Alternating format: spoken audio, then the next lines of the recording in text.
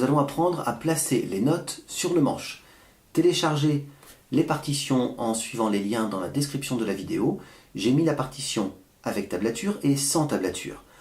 Sur cet exercice, comme on va apprendre à placer les notes, l'objectif c'est de jouer sans la tablature évidemment. Donc là, on peut dire que pour une fois, la tablature c'est vraiment tricher.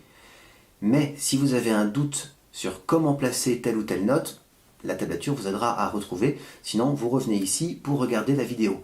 Donc objectif sans tablature. Alors, nous allons jouer les notes en bas du manche, c'est-à-dire ici. Alors je sais que tout le monde n'est pas d'accord avec ça. Certains disent que ça c'est en haut et ça c'est en bas. Moi je préfère dire que ici c'est le bas du manche parce qu'il y a les notes graves. Et ici c'est le haut du manche parce qu'il y a les notes aiguës. Or en musique, le grave est en bas. D'ailleurs sur la portée on l'écrit en bas. Et l'aigu est en haut, puisque sur la portée on l'écrit en haut. Donc quand à un moment on doit dire aux élèves, alors descendez en bas du manche, chercher des notes hautes, on a un problème. Et même chose quand il faut remonter le manche pour aller vers le bas. Ça marche pas. Donc ici c'est le bas, donc je descends en bas du manche et je monte en haut du manche, comme ceci. Le haut et le bas, c'est une question de hauteur de note. Alors, maintenant il n'y a plus qu'à suivre.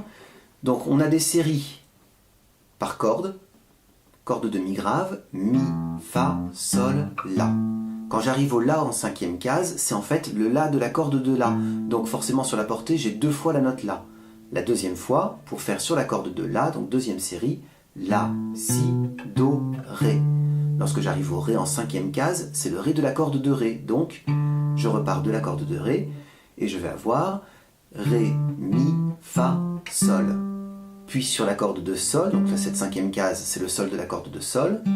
Alors là, petit truc particulier, sol, la, si, et c'est tout. Parce que le si qui est en quatrième case, c'est le si de la corde de si, qui arrive après. Si, do, ré, mi. En cinquième case, je retrouve le mi aigu. Et donc, dernière corde, mi, fa, sol, la.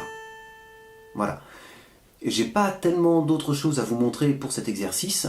En fait, maintenant, ce qu'il faut, c'est surtout que vous appreniez les notes. Si vous connaissez les notes sur votre manche, ça va vous aider évidemment pour déchiffrer les partitions. Ça va vous donner de la liberté pour jouer les notes que vous voulez où vous voulez sur le manche.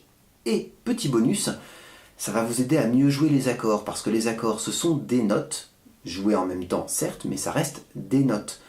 Donc, j'ai encore plus besoin de connaître les notes pour bien comprendre les accords. Et mieux je connais mes notes, plus j'apprends mes accords rapidement. Voilà, jouez régulièrement, n'oubliez pas de bien vous entraîner, et puis à bientôt pour une prochaine vidéo. Merci d'avoir regardé cette vidéo. N'oubliez pas de vous exercer quotidiennement, de vous abonner à la chaîne évidemment, d'aller regarder mes autres vidéos également, et de visiter mon site zicanligne toutattaché.com. À bientôt.